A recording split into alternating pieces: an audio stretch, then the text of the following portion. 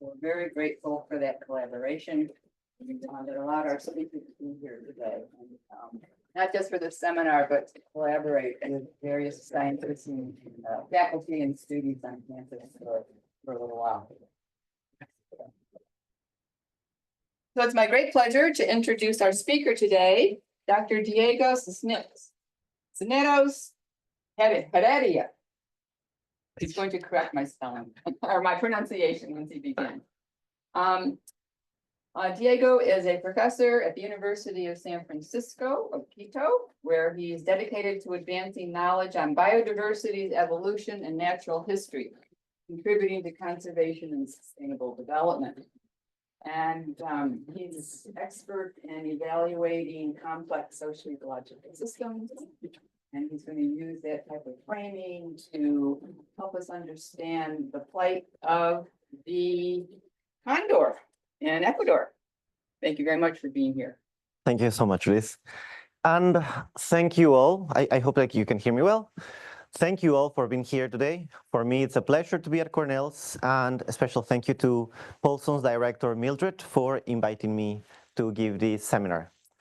I've been working in Ecuador for many, many, many years. Well, I call it more than work. I love nature. I've been related with wildlife for as far as I can remember. And one of my fondest memories was when I used to look at the presence of my favorite animals, birds, in national emblems. And as you've probably noticed, birds, which I absolutely love, actually tomorrow I'm going to the lab of ornithology of Cornell, they are very present. And when I was a child, I thought, wow, they must be really important if they are in so many national emblems. And here you have the US, Australia, Mexico, Austria. And when you see, is there any chance that we can take out that black thing there? Thank you. If you see the national emblems, the national symbols of many of the countries in South America, and here you have Colombia, Ecuador, Bolivia, and Chile, they do have one specific bird species that is clearly shown. And if you ask many people in urban centers of these countries, they will tell you that this is the Andean Condor. It's an animal that is well known. It's the national symbol of all these countries. And when we look back at the history of the representation of animals in times before the arrival of the Europeans, we can clearly see that the condors were also extremely well represented, and with lots of different meanings. This is, for example, from the Chavin culture in nowadays Peru, the Moche culture in nowadays Peru and Ecuador, Burner or Censer in the Tiwanaku culture of Bolivia. You can clearly see also that the representation, it's amazingly detailed. It's not just a general abstraction of the condor. They were able to see because they lived with it. The populations were fairly abundant during those times, and it was a common presence of the perception, the social and environmental perceptions of the people of those days. However, these images have become more and more common. Whenever you see the media, and I'm sorry to show you these very hard images, but this is the reality of what's happening nowadays. Over the last 30 to 40 years, the populations of the Andean condors across the Andes, where its native range occurs, are declining at an alarming rate. In Venezuela, basically, the population is extinct.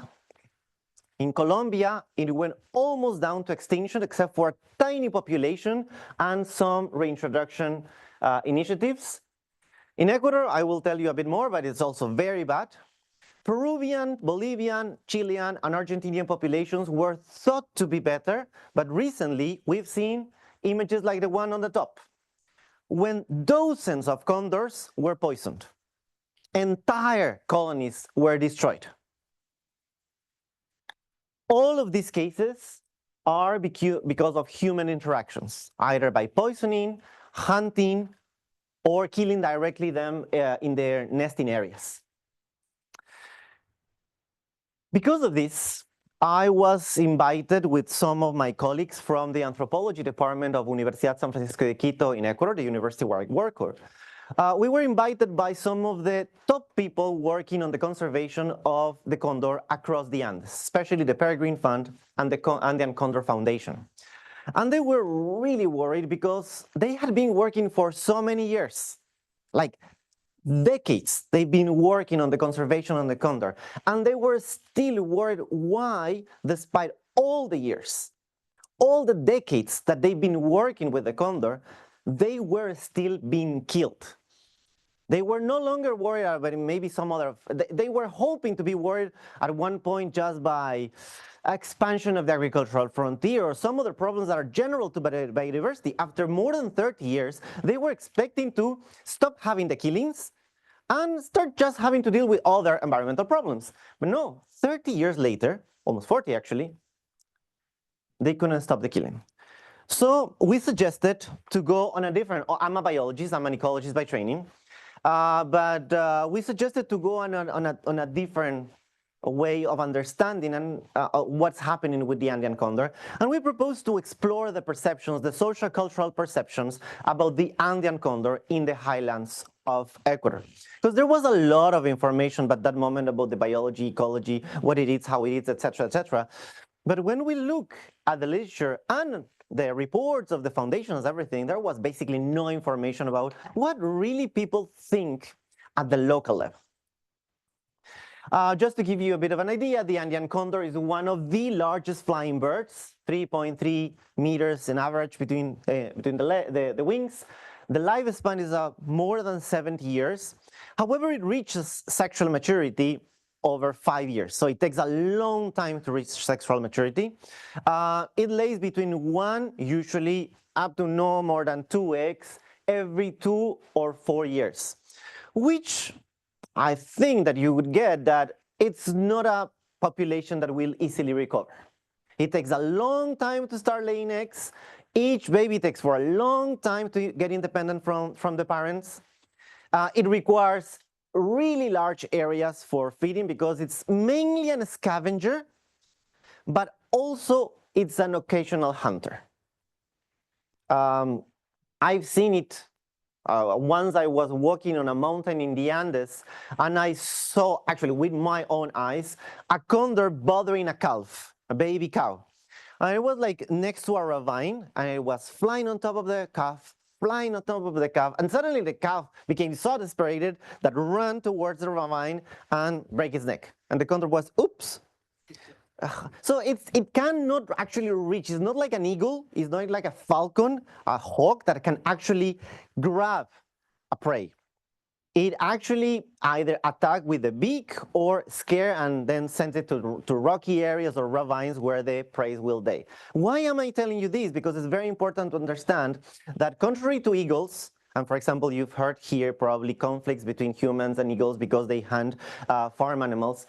In the case of the condor, although it's an occasional hunter, a big part of the reason why everyone thought that people hated the condor was it because it was impacting the cattle populations and the farms of people.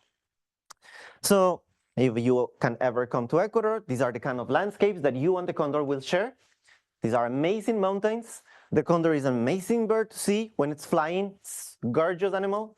It lives with tons of different animals that, of course, all of the populations of the animals that it used to depend on are very low now. The wild animals, for example, vicuñas, we just have a couple of herds. So nowadays depend on a lot of, even for scavenging, on a lot of carrion left by the agricultural businesses.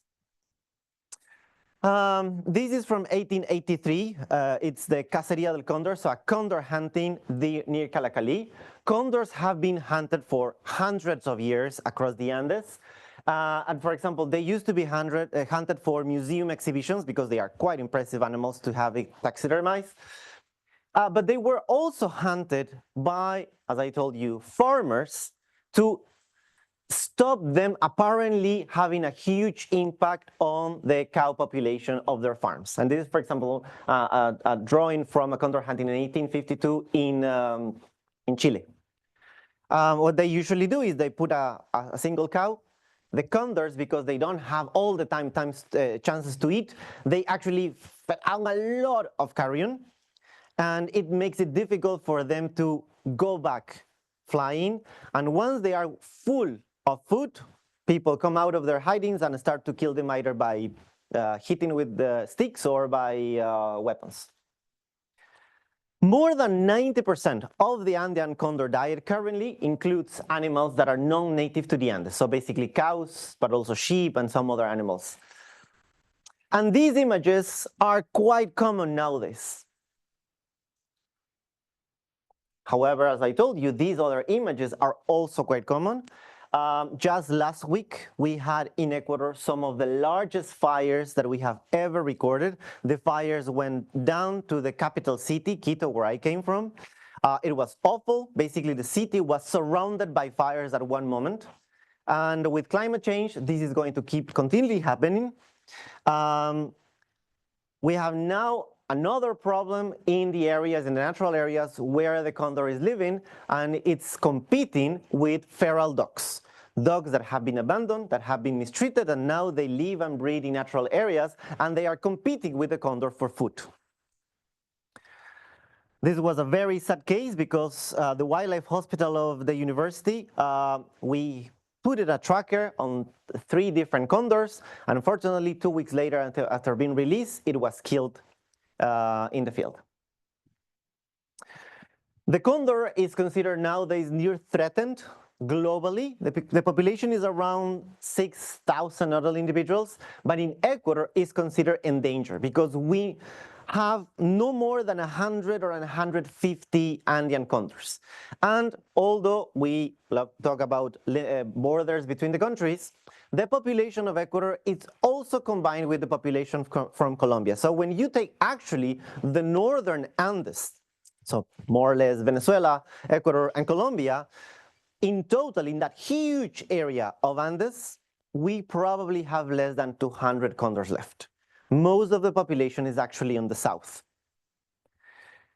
In 1991, because of the huge problems that were impacting the population of condors, the Ecuadorian government made a lot of different propositions for political for creation of policies to protect the condor.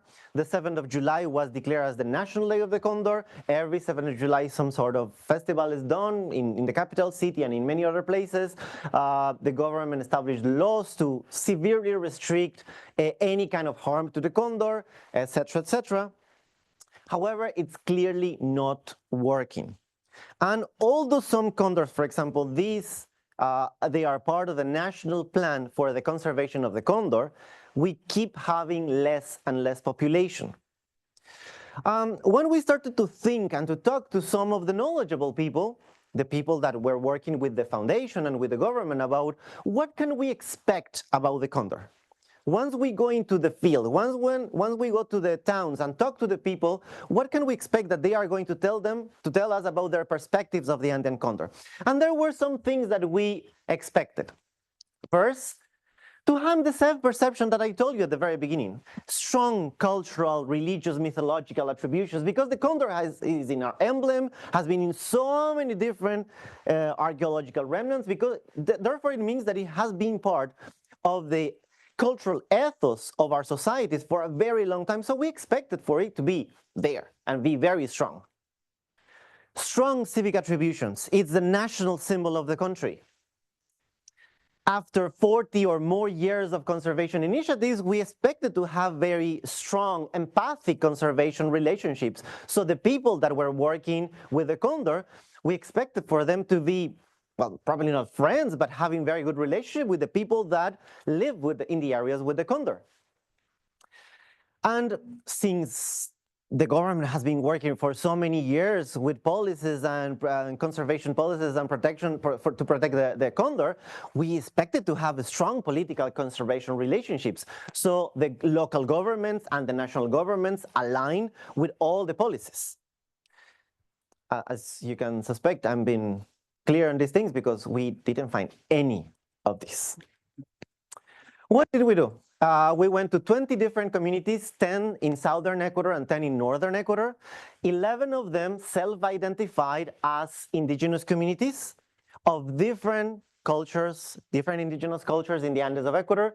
9 self-identify as mixed communities between indigenous and mestizo. Mestizo is a specific complex, very complex classification in Latin American countries for people that self-identify as mainly descendant of white Europeans with some admixture of indigenous people. It's a very complex thing. It's not genetic, it's not social, it's extremely complex, but just so you know what I mean by mestizo.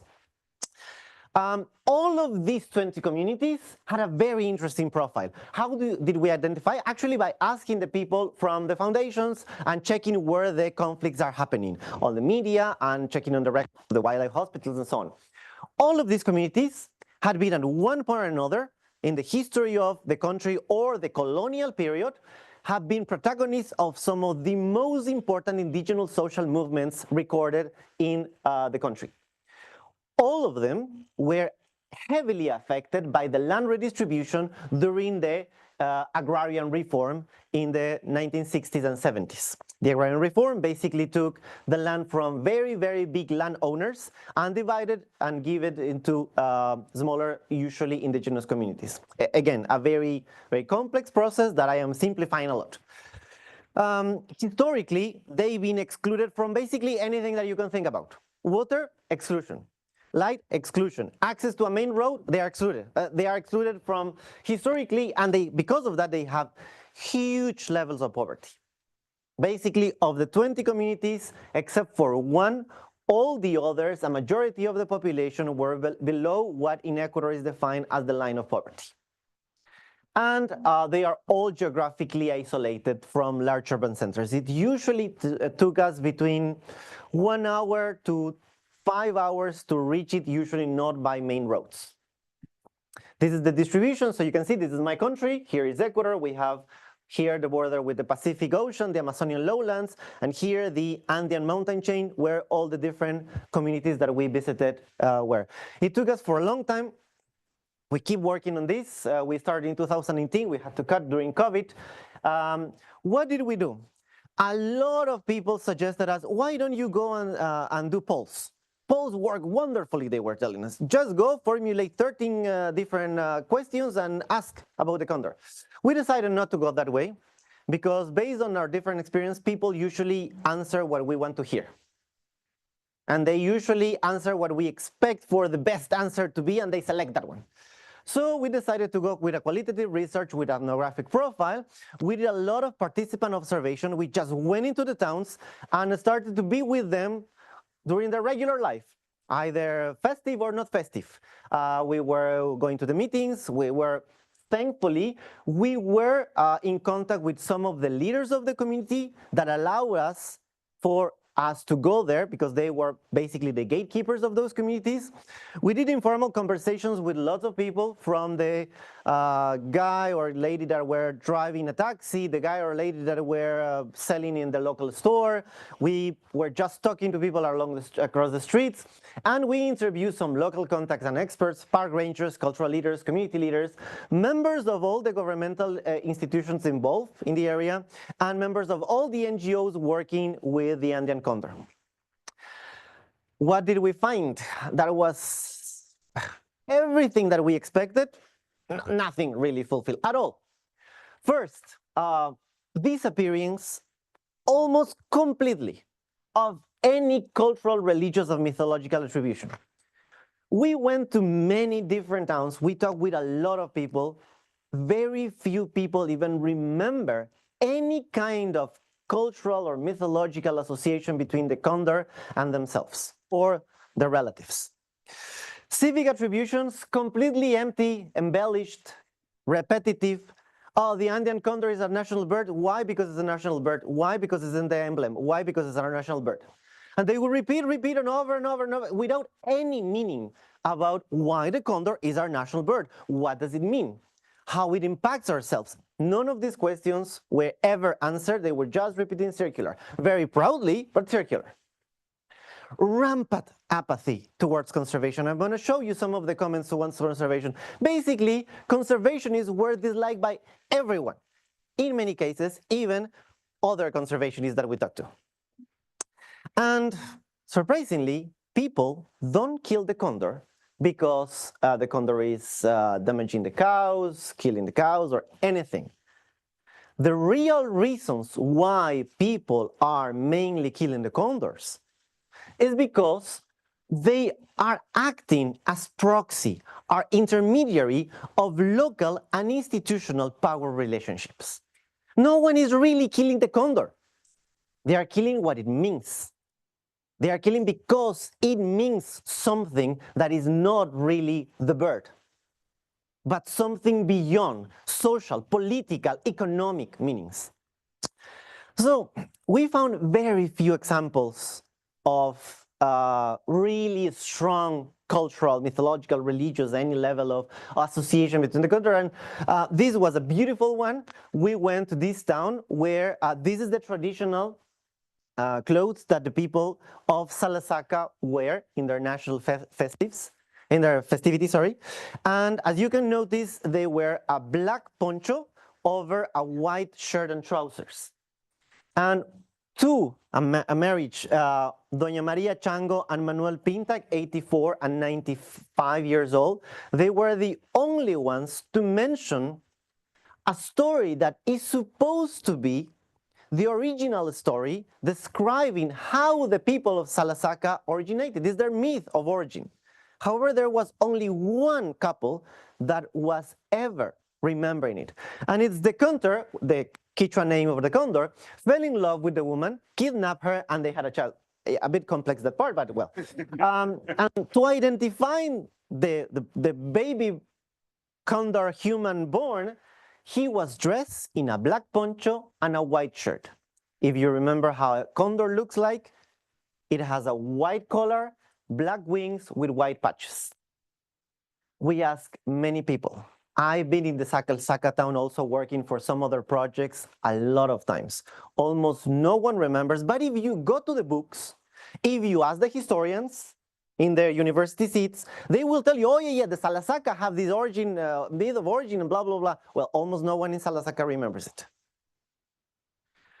This was a beautiful thing. It was a very short comment, but yes, a lady that was walking next to one of the most important symbols of colonial and republican oppression for indigenous people. This was one of the largest colonial haciendas, one of these land states where a lot of people were basically enslaved.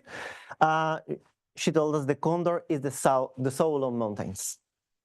Very few of people actually told us anything else like this.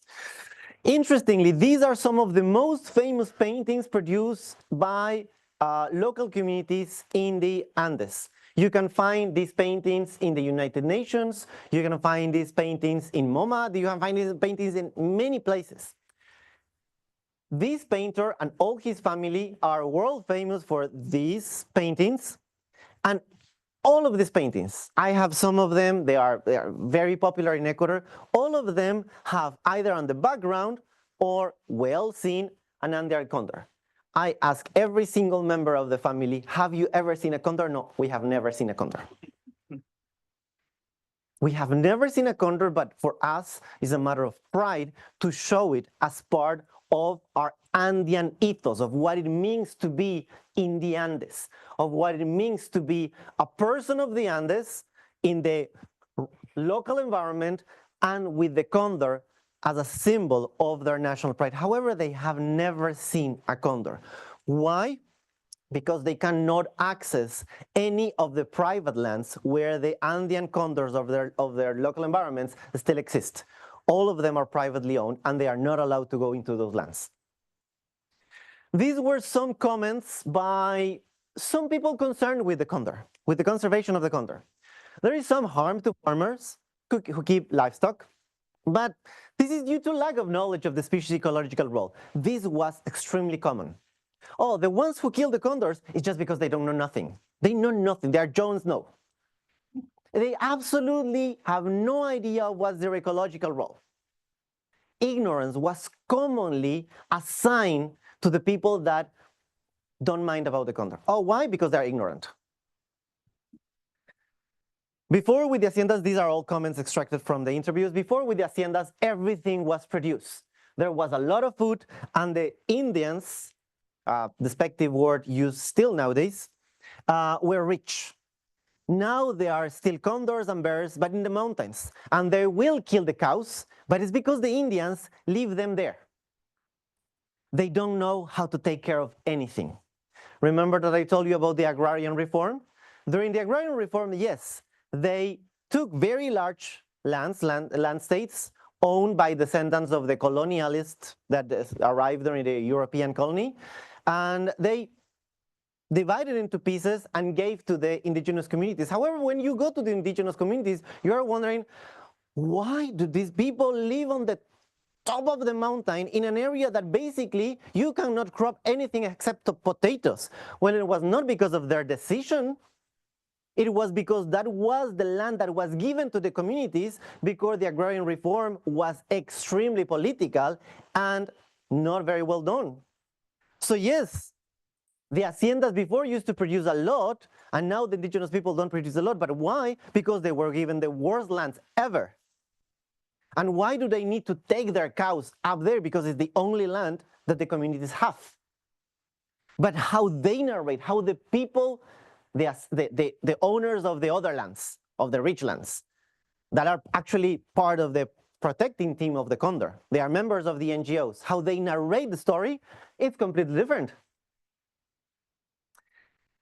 This was told by us by one of the local leaders of one of the communities. Events communicate by loudspeaker, but they don't invite us. They don't communicate. They already have their groups and only invite each other. This was extremely interesting. The park rangers themselves rent areas of the national park for people to drive their cows, and they know when their controls are in place, so they don't find them. The same ones that are supposed to protect the areas and therefore lower the opportunity of condors getting contact with cows were the ones renting pieces of areas where the chance for the conflict to occur happened, and of course it was increasing. And as I told you, there were several people that told us this. They never let us enter the hacienda, the land state. They even fumigate us. It was awful to see that. So put yourself in this. You arrive to a very big farm, that's an hacienda, and before entering, the guard looks at you and the guard will decide if you should be fumigated.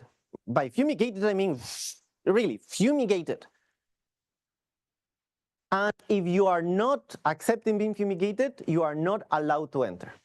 However, this was a comment by an indigenous people that sells ponchos in those areas. They only let us in the to sell to the tourists. And just from the outside, we haven't even seen the inside. My dad worked there, and he did go, but we couldn't. Of course, when you check who are the ones selected for being fumigated, there is a clear profile. We were not fumigated. Our car was fumigated, but we were not fumigated. However, the party that entered behind us, every single person was taken down from the car and requested to be fumigated. All of them were indigenous people. What is the excuse for fumigation? Oh, because they are trying to prevent the introduction of diseases to the cows and to the other farm animals.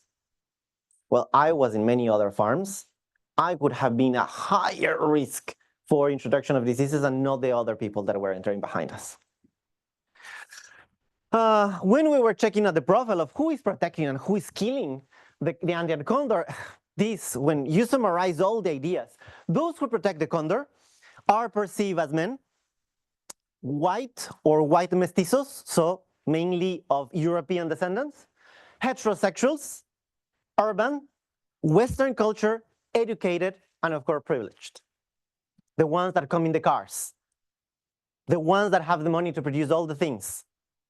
Those who kill the condors are perceived as Indians, non-white, childish, because they need to be told what to do, feminized, because they need to be educated. These are the words given by the people that protect the condor. Rural, No, someone from the urban areas would never kill a condor. Non-Western culture, lacking civilization. We were actually told by someone, oh, it's because they lack civilization. Poorly educated, ignorant, and overall poor. These are the perceptions of who is killing the condor by those who protect the condor. It was very interesting also because we found clear north-south differences. And on the north, as I told you, the condor is not being killed because it's killing cows or anything. On the north, the condor is a symbol, a proxy of very strong colonial and post-colonial power relationships. Who enters a farm that has been owned by a family for so many generations after being taken out from the indigenous communities. Socioeconomical discrimination and exclusion is extremely clear in those areas. In the south, the condor is usually a symbol more related with governmental corruption, park rangers allowing for entering the park without the permits, illegal land dealing. A lot of the condors, since the areas where the condors' nests are protected, they kill the condors for allowing for the area to be deprotected and therefore traded. Internal communal divisions, they were very strong in the south. Interestingly, the south was the area with the smallest land divisions during the agrarian reform. Therefore, you have a larger density of agricultural practices happening in the south versus the north. Transversal issues that we found at every moment across. Conservationists have become actors of ruptures. They are not helping at all. They are just dividing the communities. They are creating the evil and the good, usually themselves the good. There is a huge change in the symbology of the condor at every level. Religious, racial, and cultural discrimination is happening at every single moment during interactions between humans and the condor. Whitening is happening everywhere.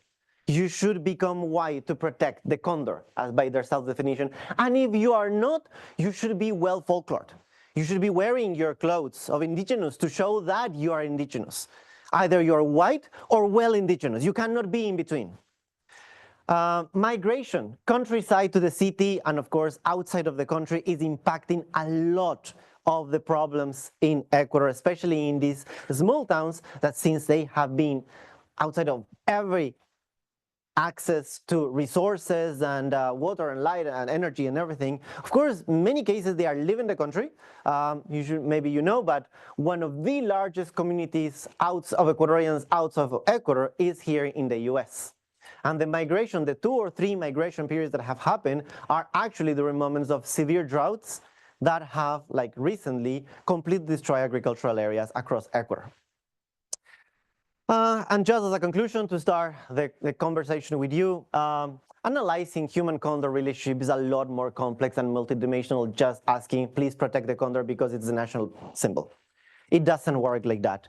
And the underlying dynamics are surprising, but also finally we are trying to at least get into there.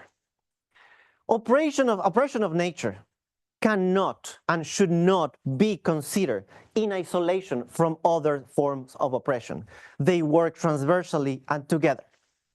And one very important thing to remember, it's key to understand that the relationships between the people self-identified as indigenous and people self-identified as mestizos, those relationships are really recent. Remember, I told you that until the 1960s or 70s, still indigenous communities didn't even have land.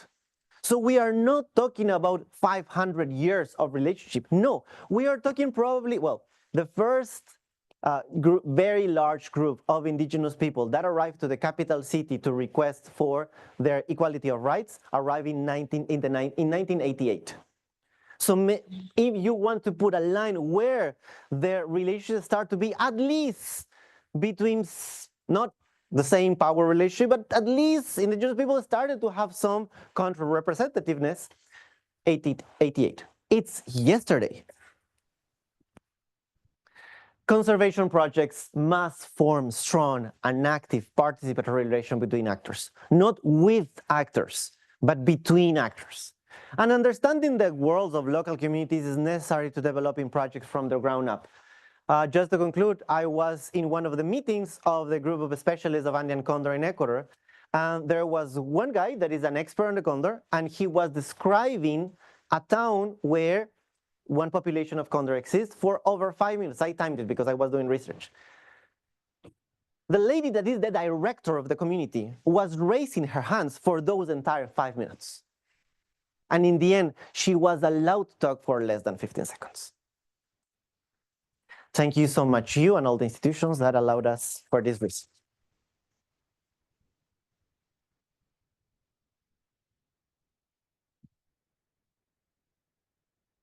Thank you very much for a really stimulating conversation or presentation. We will now have a conversation about it. Can you hear me? Yeah. Thanks. I also would like to both acknowledge and invite those of you who are participating in this seminar online and recognize that your questions are extremely welcome, and we will be documenting your questions and calling on you well, we have a spokesperson here in the room who will articulate them for you. But we'll begin with those of you here in the room, and we'll just open it up on a first come, first served basis for questions. I'll bring around the microphone.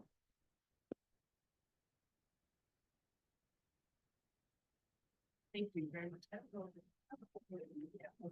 I'll just say it really loudly. I'm curious about your thoughts on, I don't know anything about the hacienda system, private land ownership system, and what the relationship is here with this topic. So, very important. Yes.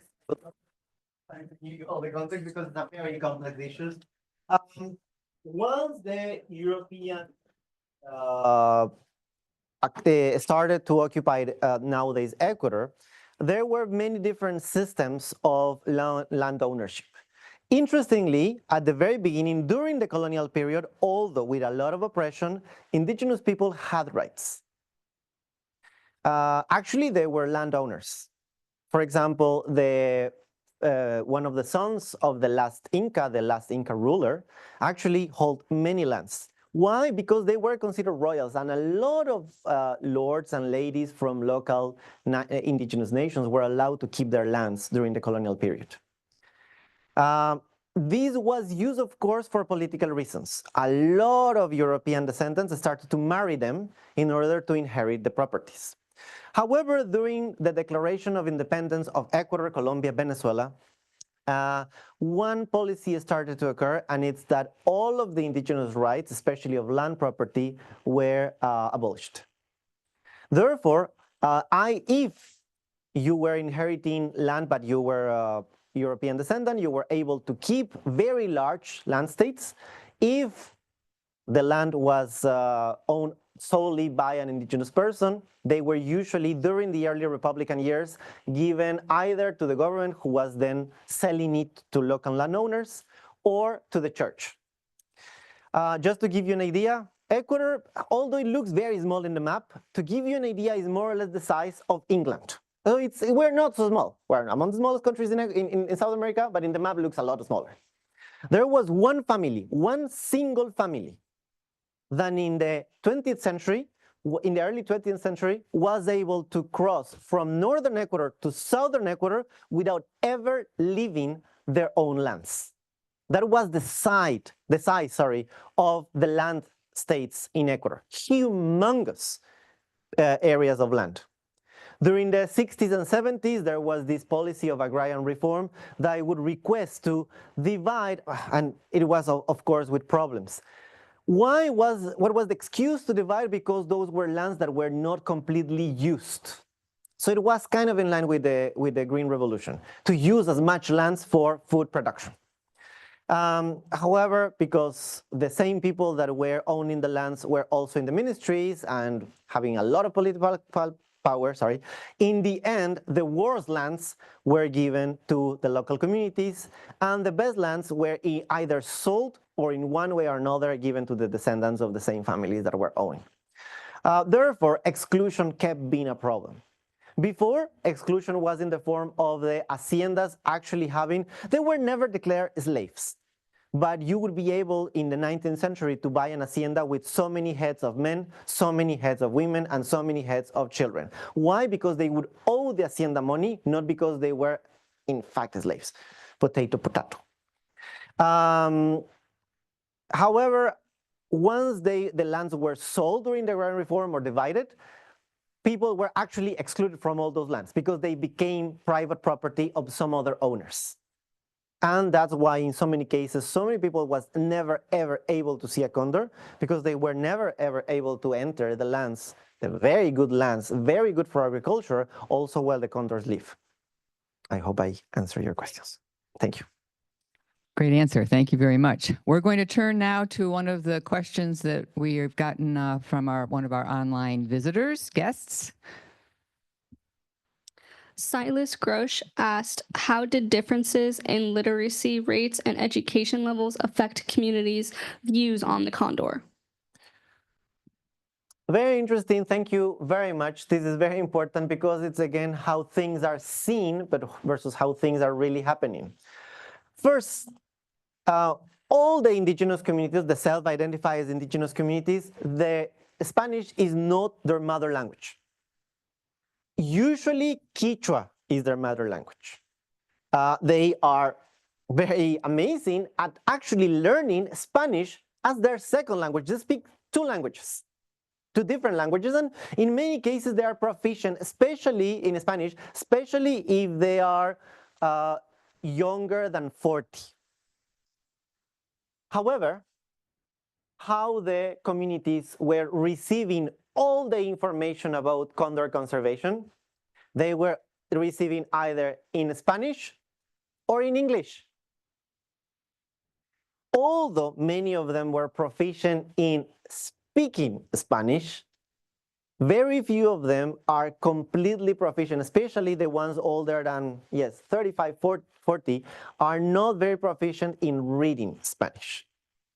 So when we talk about how information about the conservation of condor was reaching them, all of them were saying, well, they give us this little piece of papers, these books and anything, they are not valuable for us. Because first, we don't understand what it says. Second, they come here and talk about things that are in terms that probably many of us wouldn't understand because they are extremely biological. But also when you check out the different communities, all of those communities, as I told you, are in very large levels of poverty. So, for example, although, yes, all of them had access to primary schools, usually they are primary schools with only one professor for all the children from 5 to 12. They are taught usually in Quechua and in Spanish. But of course, the access to education at primary and secondary level is very basic. Many of them don't finish secondary education because they actually have to go and work. Some of the leaders have access university education. Yeah, that's even more common nowadays. According to Ecuadorian law, it's compulsory for universities to open spaces for especially people of either indigenous communities or traditional communities like Afro-Ecuadorian people and some other communities. And for example, my university, even before the law was actually taken in place since the 1990s, our university was founded in 1988, we have had one of the largest programs for ethnic diversity in the country. So it's a complex issue. A lot of them do not have access to secondary education or won't be able to access secondary education because they have to work. But when you see about how the information is presented to them, it's usually only presented in how the people of the conservation world thinks it should be presented and not actually to start a conversation with them. It's just to give the information because it should be given. Thank you very much. Another question from the room?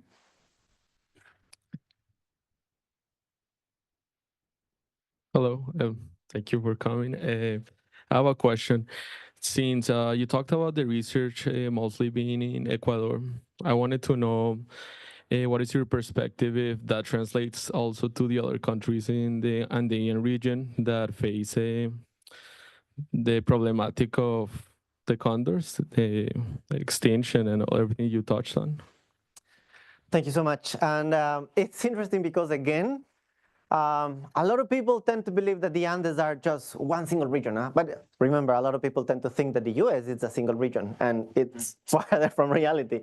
When you compare Venezuela to Colombia and Ecuador, there are some similarities, yes, for sure. And for example, we've been talking with our colleagues from some other working groups in Colombia, especially south of Colombia is very similar in terms of the dynamics of the social, cultural, traditional dynamics and the situation with the condor. Venezuela, basically the condor is extinct, but when we check about the studies that were done where the condor was still there, we can notice that probably some of the same similar patterns were happening there. Northern Peru, we've been noticing some similarities, some strong similarities, especially with southern Ecuador. But remember, even in Ecuador, there is a huge difference between northern Ecuador and southern Ecuador. However, when you go towards Bolivia, Chile, and Argentina, probably, hopefully you have heard or read about the story of the colonial and republican times in Argentina, Chile. It was completely different from Ecuador. In Ecuador, we still have a significant amount of self-identified people of indigenous communities. In Chile and Argentina, if you haven't heard, there was a massive killing of indigenous people during the republican times, not during the colonial times, which meant that most of the indigenous communities of those areas have completely disappeared. Their languages, their culture, and themselves. So the realities are quite different in Chile and Argentina. We have been talking with the people, and for example, there you still have these huge land states. Like the Ecuadorian land states, the one that was crossing from north to south of Ecuador, would be small to some land states in Argentina and Chile, especially in Argentina. And for example, poisoning, it's happening a lot because farmers really don't like the condor, but no one has really checked if they don't like the condor or they don't like all the different ideas that are linked to the condor. Thank you. Okay, we're going to make time for one more question. We need to make the response relatively short so we don't keep people over. Thank you very much for your presentation.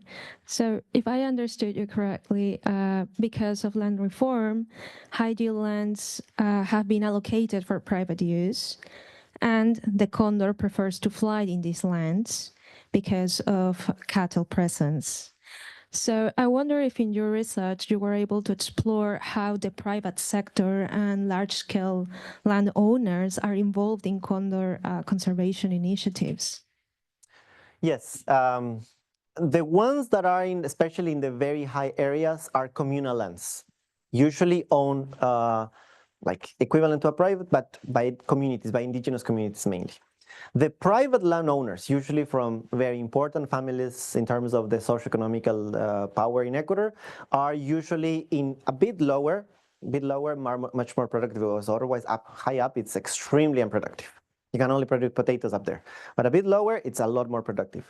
And interestingly, a lot of the private owners that are descendant from some of the most powerful in terms of socioeconomics families since colonial times, most of them are members of the groups of conservationists that are working for the condor. And unfortunately, they are the ones that are pushing for these ideas or all the things that I just told you.